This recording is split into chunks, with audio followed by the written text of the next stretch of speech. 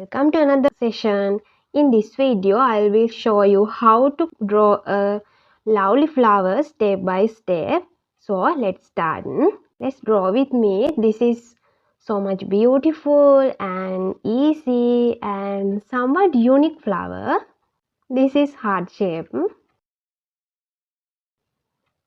Few lines like this. And this is our main flower. Let's draw with me. And the leaf. Heart shape. At here, the leaf also has a heart shape.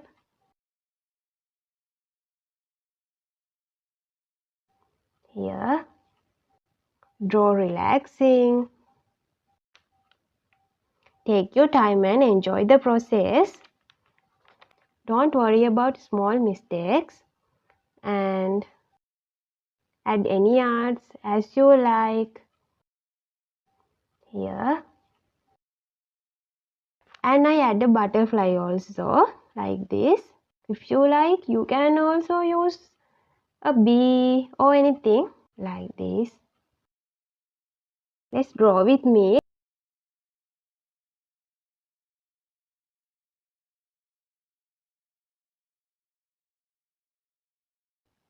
Here small lines, and I colored this with marker pen.